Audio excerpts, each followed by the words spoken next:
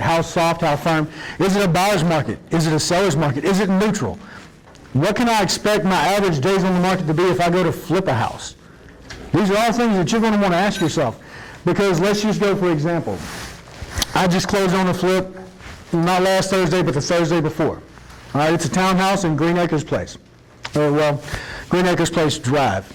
Now, this is a 2-bedroom, 2-bath, 1,276 square foot townhouse.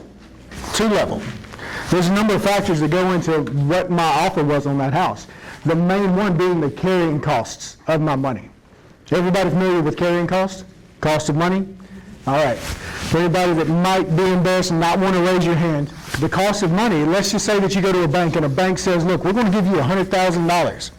Out of that $100,000, we're going to charge you 6% interest. And you say, okay, great, give me the whole $100,000. Well, you just incurred a monthly note. And that monthly note equates to $500 a month.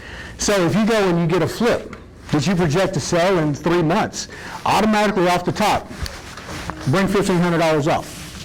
Because if you don't allocate for the cost of your money, you're taking that money out of your profit. All right? And everybody understands that you make your money when you buy a house, not when you sell it. So, that being said, you need to know how far or how long am I going to have to carry this house. If I borrow $100,000, am I in a price point that is going to turn fairly quickly? I'm going to be able to sell this in 3 months as soon as HUD's willing to write a contract on it? That would be fantastic. That's like the dream, right? Unless you have, I don't know, a military base nearby where you can get a VA loan day one if you want to. I like that. But keep in mind that HUD has that restriction, that for 90 days, that deed has to, or that title has to season. They won't fund the contract. And that's the majority of home buyers in our area. Believe it or not, as many VA loans as we have available to us with the base. I've done so many more FHA loans than I have VA loans. Why?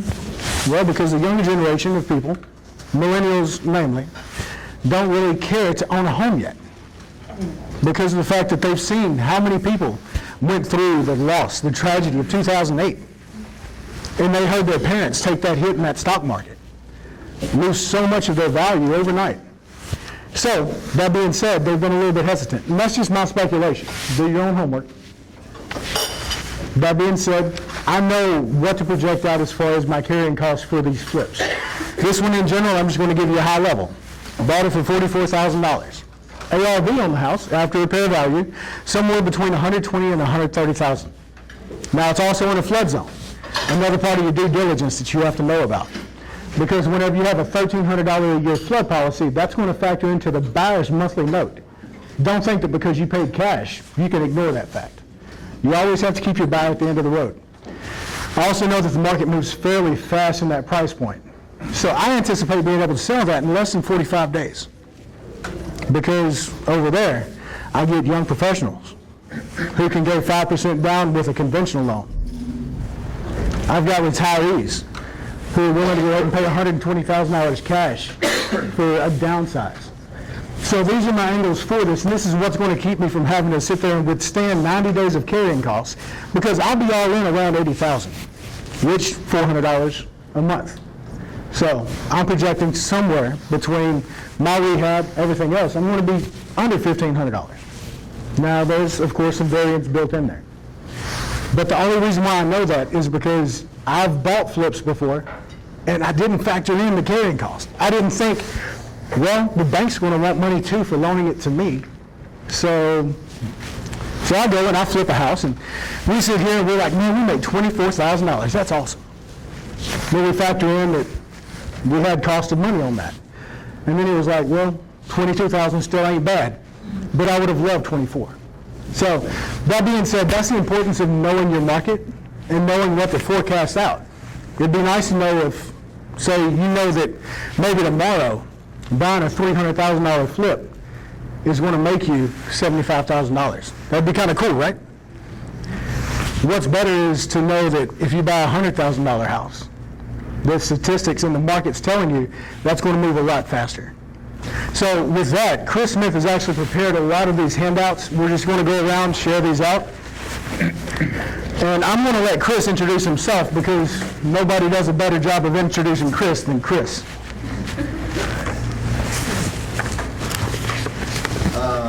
All right, my name's Chris Smith. I am the better-looking Titan, if you will. Fair enough. And we're- we don't have a whole lot of competition. But no, He ain't lying. let's see. I met Lee. I guess it's been about a year and a half ago. And he is. We kind of worked together. We've been on this journey working with investors and real estate for the last year and a half. So I'm super grateful for his mentorship and all that he's taught me. It allowed me to go out and teach other people from other circles as well, and also build that wealth myself. So that's, Would you like a copy? Flip note version about me. There you go. You're welcome. Would you like a copy? Thank you. I guess we'll just go ahead and dive right on in. So on the first page of this handout, you will see the actual market statistics for the month of September. I got you. I got you. I got plenty. Okay. Yes. Yeah. All right, so you'll see on the first page, you'll see some market data just for the most recent month that ended. And as we were saying, you get here, we broke it down, not just the total market, as you'll see on the top paragraph, but then we broke it up into different price brackets, 400,000 plus, 250 to 400, 150 to 250, and 150 and below. And you can see that that 150 to 250 is really where the sweet spot is right now. There's a four-month supply of homes, which means it's a heavy seller's market. We consider 6 months pretty balanced. So 4-month supply in that 150 to 250 range shows that if you have a home that, let's say you're flipping and you put on the market in that price range, it's going to sell rather quickly. And of course, we all know that in a seller's market, you get full asking price, sometimes above asking price. So that's a good thing to know. And then you can see as the prices get a little bit more expensive, they're sitting on the market a lot longer. There's a lot more supply out there, a lot more to choose from. So not to say that you can't flip in that market, but you have to make sure that you're standing out what makes you different than the other homes that are available. So Quick point to interject. So could you see we're making, I guess, a $25,000 profit for investing $150,000? It looks pretty good, right? Now, let's just say that we called you up and says, hey guys, local wholesaler here, I got a great deal, or even local realtor, got a great deal for you. It's only $375,000, only need $75,000 in work, and you can profit $50,000. You start thinking about it, you start running the math, and then if you look at this, and you're actually seeing that on here, that's over $400,000, right? In this price range, that's a 13-month supply, which means that homes in this area, in that buyer pool, can stay on the market for over a year before you get an acceptable contract. Again, how much was it? $500 per month per $100,000 that you have out. yeah. All right? If you only borrowed $100,000 to make that deal, that's $6,000. Well, if you extrapolate that out, and let's just say that you borrowed $300 to make it happen, you just spent $18,000. All of a sudden, that $50,000 profit versus the heartburn, the headache, and everything else that you have to go through isn't so attractive, is it? So why do we think that people still kind of play down here where, well, Kathy and I, we love that area. You know, we love that 150 sweet spot. Now, granted, the deals are harder to find. You have to work harder. But, I mean, this isn't where you just make money for free. Yeah. So, sorry. No, and I will say this too, this isn't in the handout, but 2018 and year-to-date 2019, average sales price is $192,000. So that's what most people are buying. So that's if you're flipping, that's really the field that you want to play in. That 150 to 200 is really where you're going to make your money. And so again, knowing your numbers helps you with that. All right, so if we move on, what I've done here is I'm super nerdy when it comes to numbers. So there's a lot of tables here, but I went back 5 years per month and broke it down how many homes were available every month for the last 5 months. So that's what's in that first chart. The second one will tell you how many homes actually sold. And what we did here is we just did $300,000 or less because that's really the area that we're working in. We don't really care about the $1 million homes. And so what we did is, so if you take that number of homes that sold and you divide it by the number of homes that are available, that gets you what's called your absorption rate. And that's the rate at which homes are selling. So on the third page, that first chart, that's the absorption rate every month over the last 5 years. What you're looking for in an absorption rate is about 15% is where we're gonna consider the balance pretty balanced. Anything below 15% is gonna lean a little bit heavy on the buyer side, and anything above 15% is pretty seller friendly. Chris, just one more thing to add. Buyer's market versus seller's market. Everybody understand what that is? All right, that means that basically buyer's market, buyer gets to dictate more about the sales price and the concessions that are made. Yeah. Seller's market, it's like, no, I'm not paying closing. If it's in a seller's market, you better come to me, no inspection period, everything else. All the crazy deals that you hear about, like on HGTV, right, where they're just buying it blind, those are heavy seller's markets. So, yeah, whenever we work in these buyer's markets, don't bank on that. Right. And then just jump to the last page real quick. I've averaged out, so over the last 5 years, what the average absorption rate was for those years. The real exciting thing about this is over the last 5 years, we've only seen that market go up, right? Now, obviously, what goes up will eventually have to come down. The market will eventually have to balance itself. But 5 years worth of statistics shows us that we're still trending up. We're still in a market that's going to make you money. And I would venture to say that even if it's stabilized, it's going to stabilize around that 14% to 16% absorption rate, which is still, will either slightly skew one way or the other, but still going to be pretty balanced, and you're going to make money. So I don't see anything in numbers that would lead you to believe that there's going to be the bottom falling out.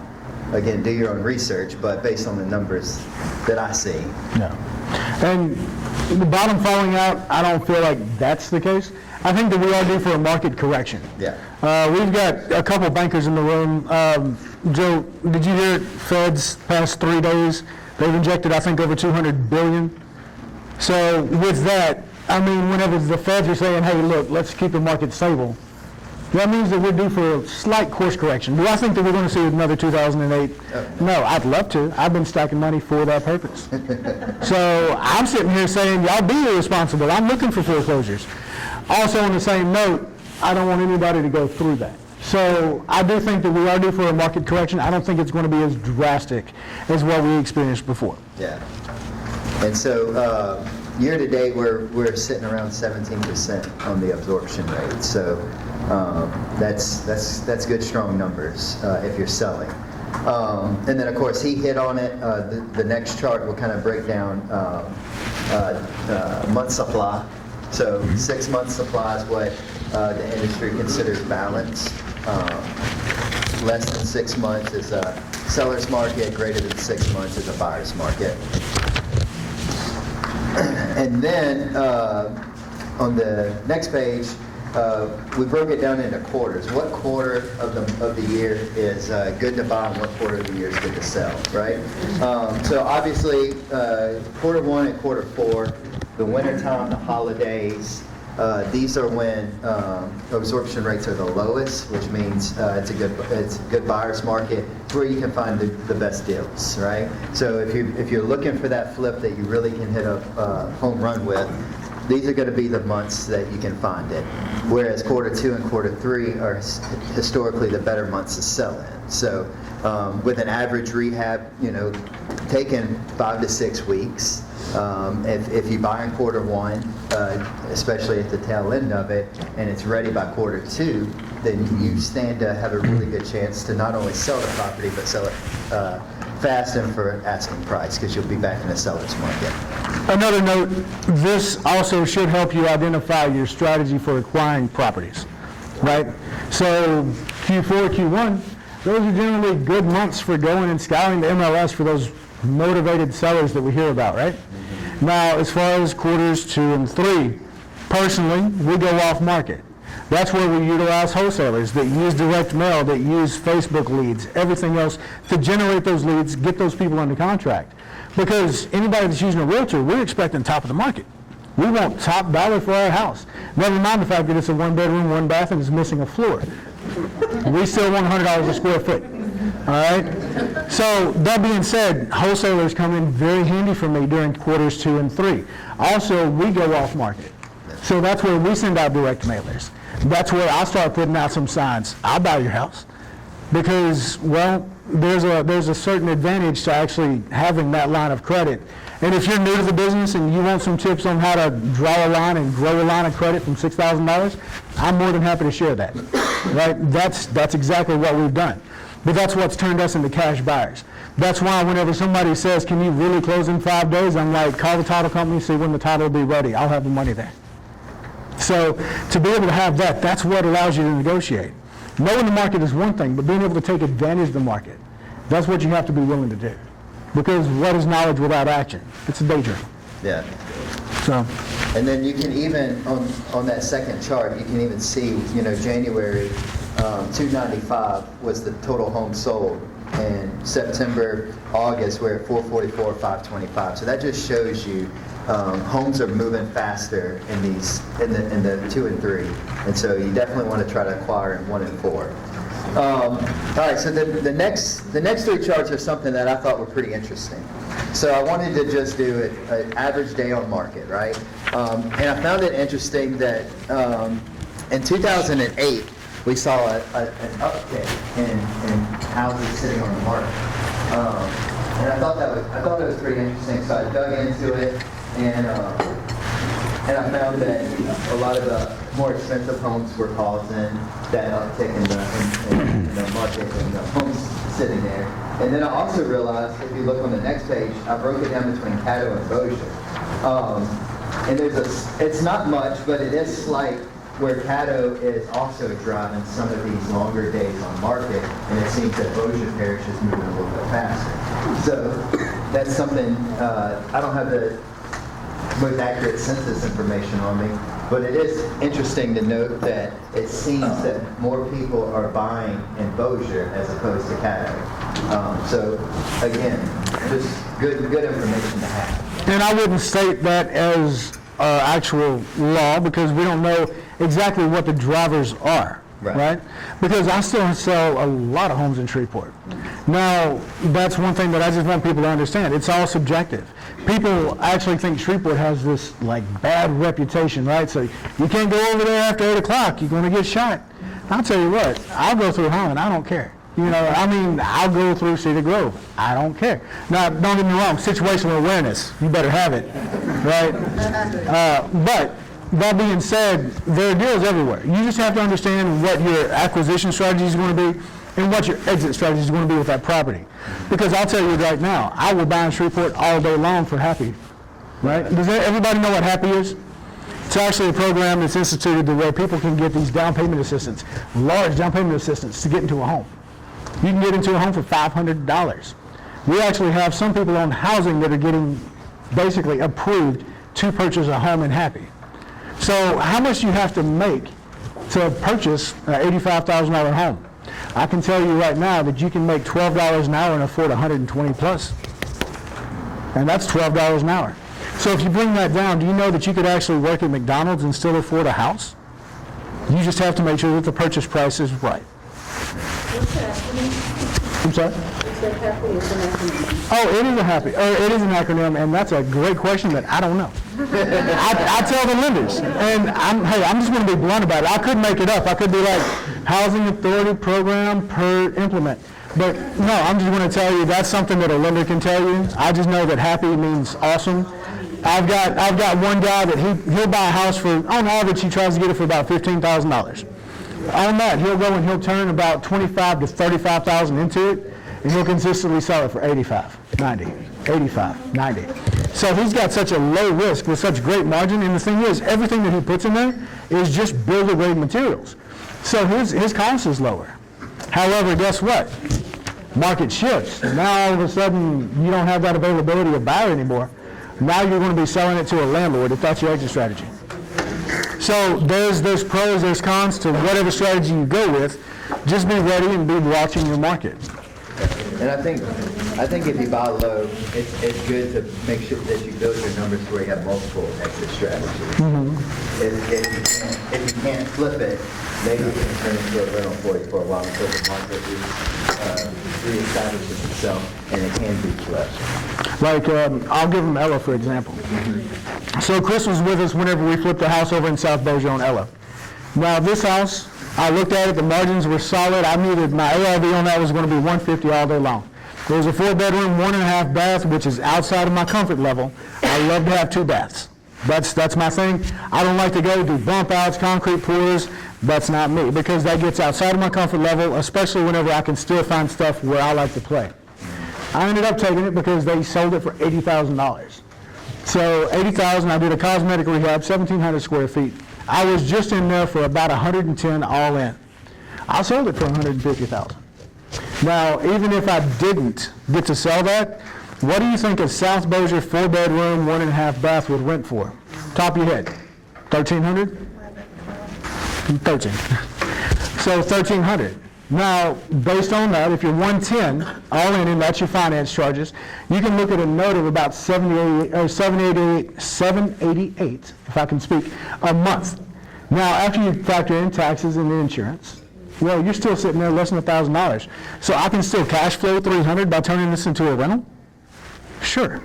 So there's one exit strategy. Outright selling it's my second. A lease owns my third. So I always try to, whenever I'm doing a flip, I always look to make sure that whatever I do, I'm going to have at least 2 strategies. If I can rent it, great. Because if the market shifts, I'm not losing money. All right? So just have your strategies in place before you buy. And I just think, all that, any realtor can pull these numbers, but the important thing is that you, as the investor, know what the market is doing. Because you can have the most sound strategy to acquire properties and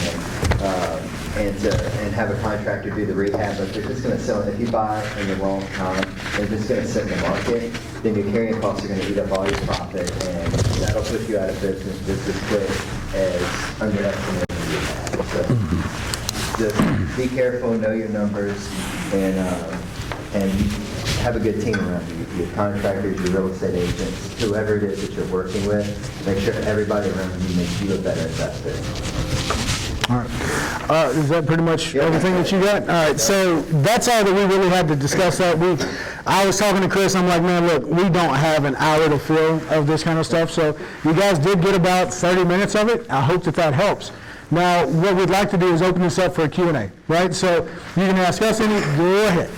Okay, so on the news today, it said that Shreveport lost 3,000 jobs. These are, statistics from, last month or the month before. Are you seeing any slowdown? So let me, all right, so in Shreveport overall, no. To me, I typically follow the market with anywhere from 5%, roughly give or take. That's my variance. Did I project? These are just my speculations, my statistics, okay? So anywhere between, up to 5% of the market, I just factor that out to churn, right, to attrition. You've got people that grow up, that get out of school, and they say, no, I'm going to Dallas. I'm going to Houston. I'm going where the money is, right, because they're young, they're idealistic, and they want a better life. Great for them. And then you also have all these people that used to live in Shreveport that say, you know what, I'm going home.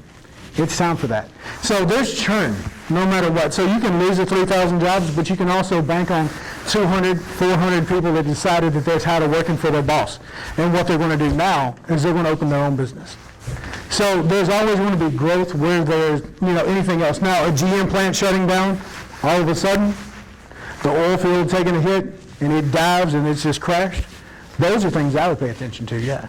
With 3,000 jobs for 200,000 people, while that does suck, I think that we're not going to have that big of an impact on the housing market, because you have to also factor in out of 200,000 people in this population, we only have how many thousands of homes? It's like, God, I think it's like, let's just say roughly 75,000. Now, if we have that many homes, that just means that there's that many people renting.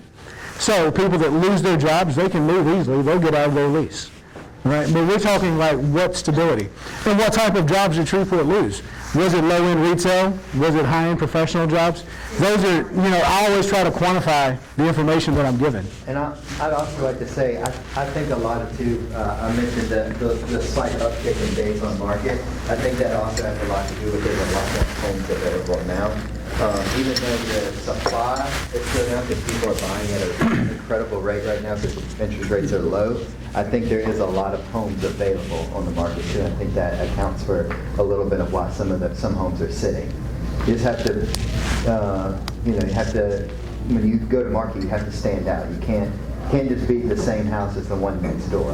You have to stand out. Yours has to be better than what your neighbor's got. Which, that's not really a statistic, that's just a fact of flipping, right? So you better not have that basic house. You better have some kind of pop. So do you have floor to ceiling tile in the shower? Or do you have that one-piece insert that every builder throws into a guest bathroom? Those are a lot of the questions that I actually try to ask myself, and what's going to make this house pop for me?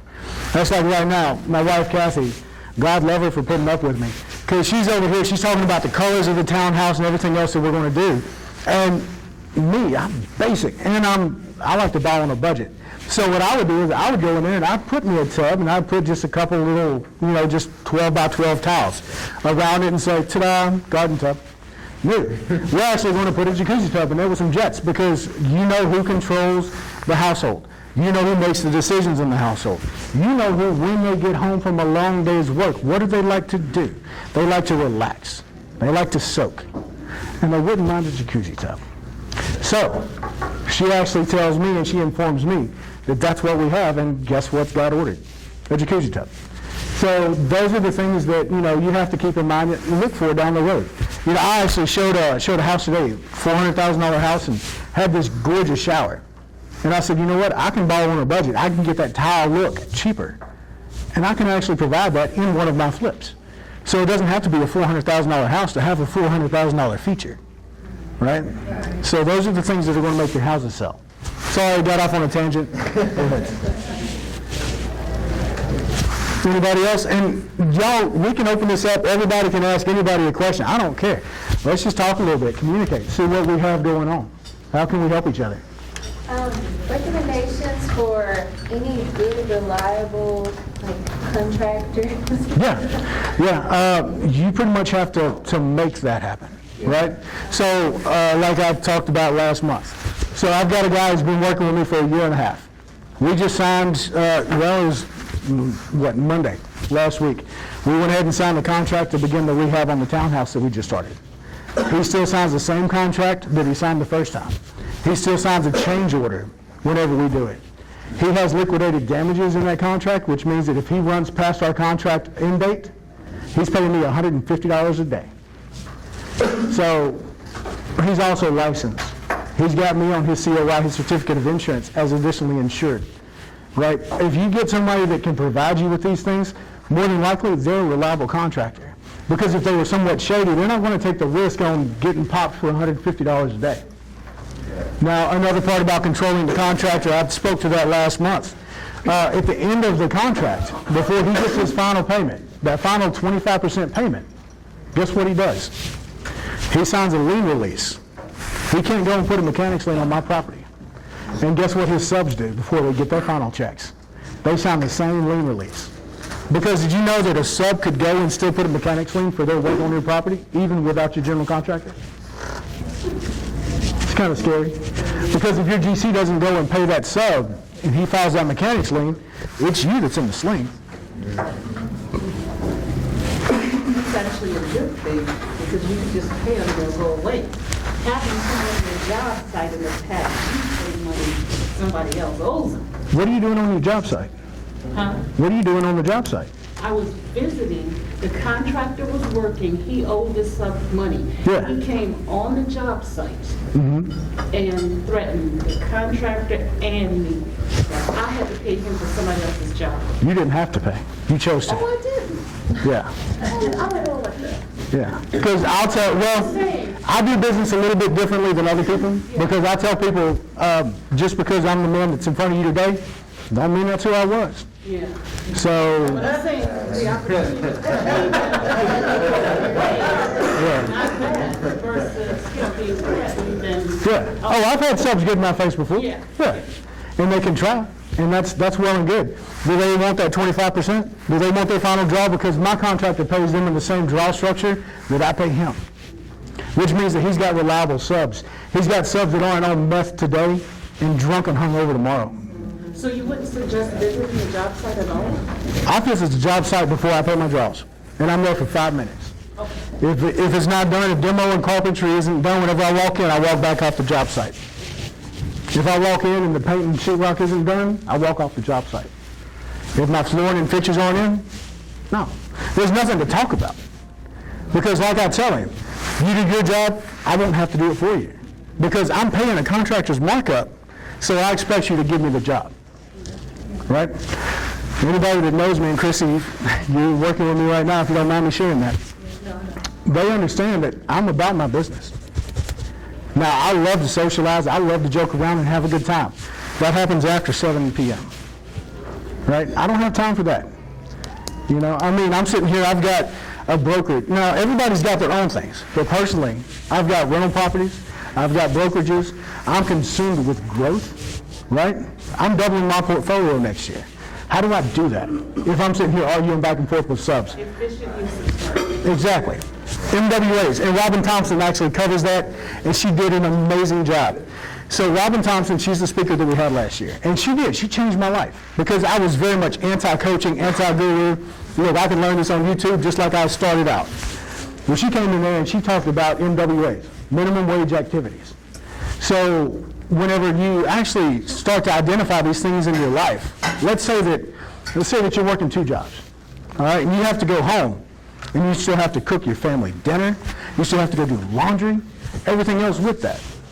Well, why don't you start looking at things a little bit differently? How much would it cost you to have somebody come in here to fix that dinner and meal prep for you for 4 days? And this is Robin Thompson, right? I ain't got it like that. But she pays somebody, I kid you not, to come in there and clean her house. I think she pays them, I think she said $500 a week. So it's an older retired lady, pays her $500 a week. She comes in there and she cooks her 6 meals. She cleans her house twice a week. $500. She does the grocery runs. She does everything else, because Robin Thompson, she actually bills her time out at over $400 an hour. So she started saying that I realized that by the time I finished working at the horse farm, and then I got dressed because I don't cook, and she's like, I hate sandwiches, so I go into town for dinner. By the time I change and I get in my car and I drive that 30-minute drive to a restaurant, and I sit down and I have a restaurant or a meal over the course of an hour, and then I drive back home. How much time did I just spend just driving it? She spends $400 just by commuting back and forth to a restaurant. So by having somebody come into her house to make more efficient time, and she no longer has to clean her house, what does she just really save? So that's the way that you start to view money, and you start to view time and leverage. That's what allows you to be able to do flips simultaneously. You work through people, you know, and everybody's got their value in time. That doesn't make them less valuable or more valuable than you are. I believe everybody's equal.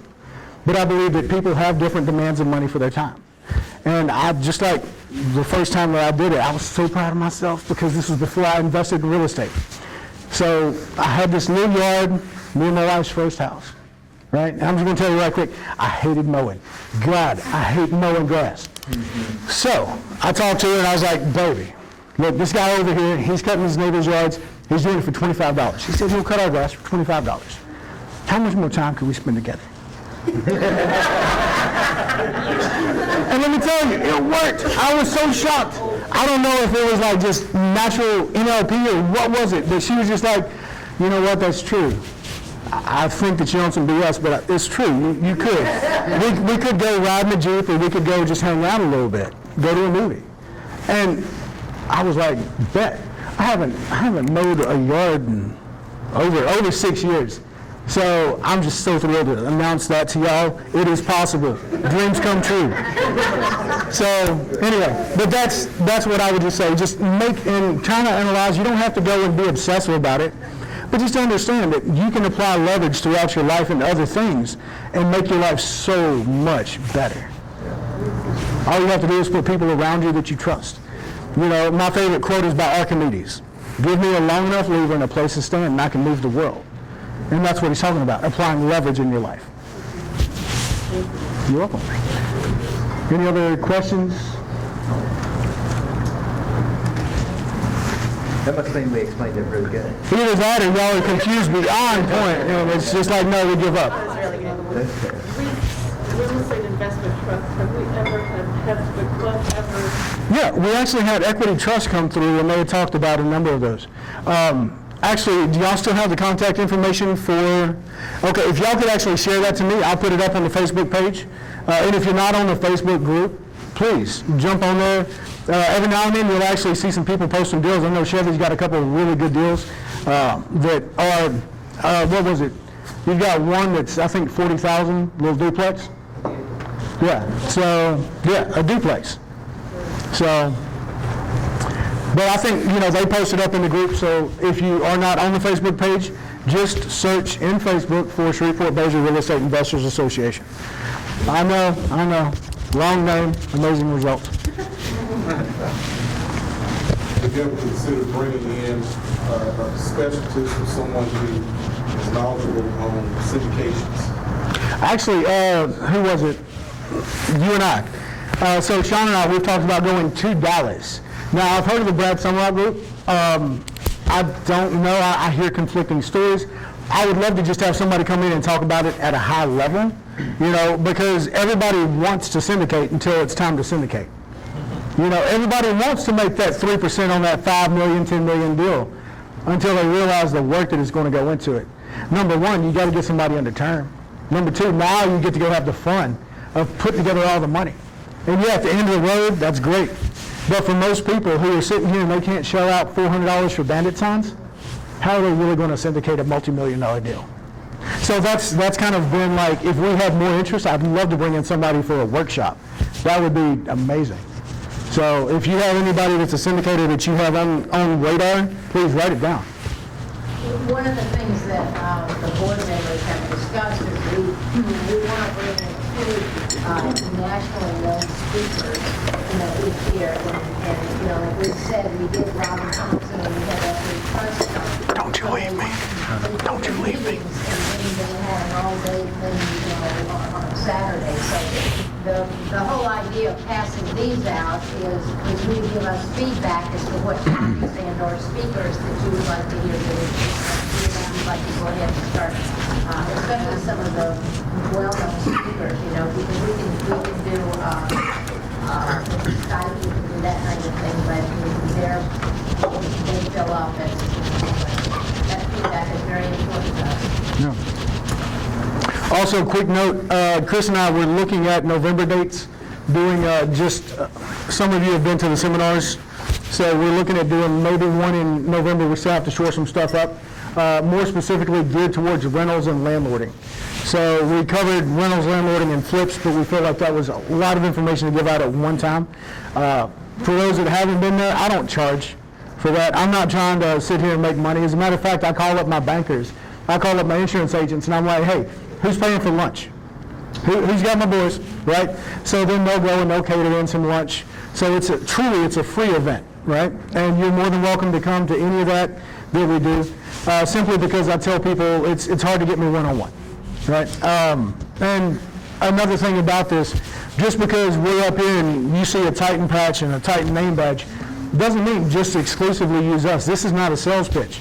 I want everybody here to succeed. Get out there, get some homes, build your wealth. Make it more, make it better for us. Because you have no idea, if you don't have rentals yet, you have no idea how many times you're going to be called a slumlord, even if your property is in grade A condition, right? Because they're so used to being just bent over a barrel and screwed over by all these other people out here that just buy a house, do no work, and then just rent it out. And instead of doing repairs, what do? They lower the rent. Somebody told me the other day that they were renting a one-bedroom apartment for $250 in Shreveport. Could you imagine what is in that apartment besides mold and rats? So that's what I want. I want people around here to do better, take action, grow your portfolio, and be a good landlord. Be a great investor. Because a lot of people, we get a bad rap. People think that we're just out here trying to prey on the weak. You know, oh, well, they know that I only make minimum wage. I don't care what you make. I want you to do better. I want to provide something quality for you. But also, I want the other landlords around here to do it too. Because we've got judges against us. Y'all understand that if you do an eviction in Shreveport, you get one particular judge, she is very sympathetic to the tenants. All right? You can sit here and say, Judge, this tenant has not paid their rent in 2 months. We've tried working with them. And then, you know, the 24-hour notice? What happens whenever they get, wait, you had one happen. It was, what, 3 weeks?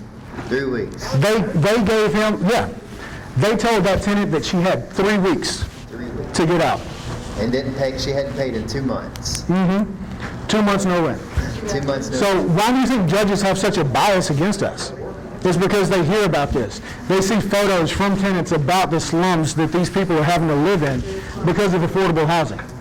So long story short, like I was saying, this isn't a Titan sales pitch.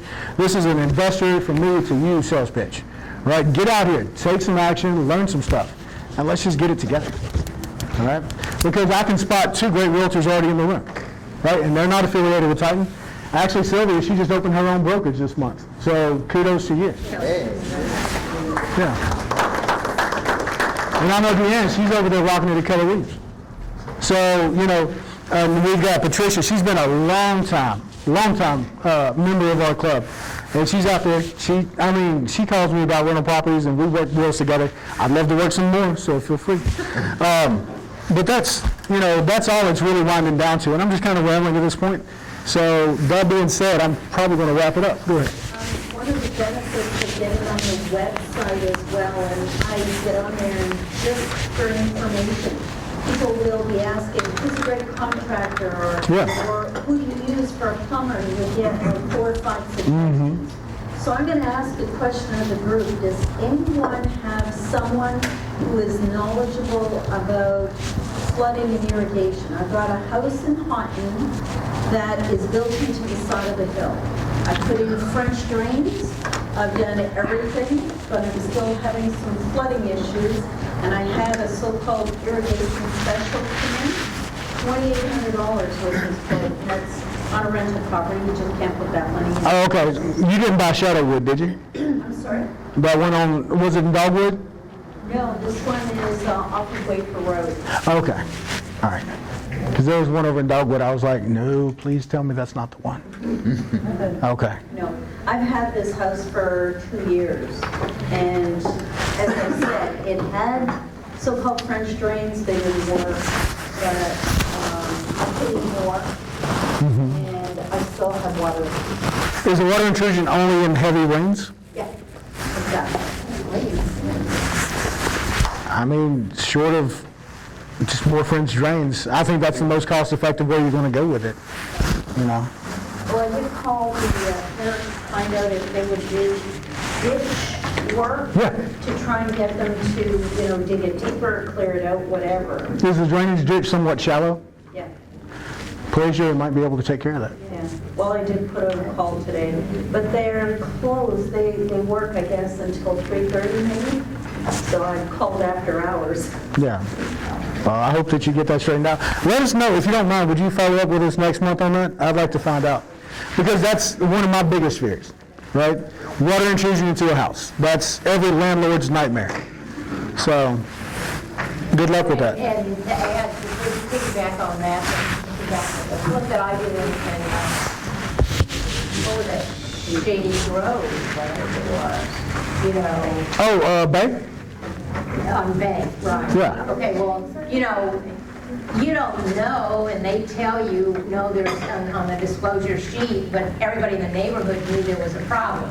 So we put in the French drains and all of that, and then we're rehabbing it, go in after a big heavy rain, and there's water in the large family room. Well, I'll tell you what, I ended up getting a couple of cement trucks, and we put in 4 inches to bring that up, because it was an addition on the back and it was too low. So, you know, but disclosures, even though you hope they're telling the truth, you know, they don't always do that, and you don't know. And that's what happened with this house as well, that I wound up having water issues. They said they had French drains in it. But they didn't work. Unfortunately, it doesn't go away. You see people incorrectly fill out your disclosures. You know, a lot of people, they get overwhelmed whenever they're filling out the disclosures. And I've had to stop some sellers before because I typically carry 2 copies to a listing agreement with me, or a listing appointment. Because as we go through there, after probably page 2 towards page 3, they start to get just a little like glassed over my eyes. And then I just start seeing habitual, not known, not known, not known. And I have to stop them and I say, hey, if they actually prove that you have knowledge of this, could you imagine what would happen? Great. Now, if you know that there is something wrong with this, I would encourage you to answer it honestly. This is the most serious thing to take about listing your house with me, aside from my commission. So, and then they usually, you know, perk right up and we share a laugh and then we go on and they actually start finishing it out. But so many people don't take the time to tell the sellers, look, you need to answer this honestly. You know, it's not like an investor's not going to make an offer on your house because you had a pipe bust. So, just one of those things. I always take your disclosures with a grain of salt, even more of a point to do your own due diligence. Anybody else? Anything that I could answer? Anything that you'd like to ask the board? I could go with a waitress if you want to ask her something. No? All right. I just want to follow up on what you were saying. Once you find a person, can that person possibly come in and educate us? Are you talking about it on a drainage? Yeah. Absolutely. I'd be really interested in. Yeah. If you still have your index card, make sure to put that on there so we don't overlook it. My question to you is, how long has French drains been? I put them in at least a year ago. Okay. But one of the problems is cotton is a lot of treating.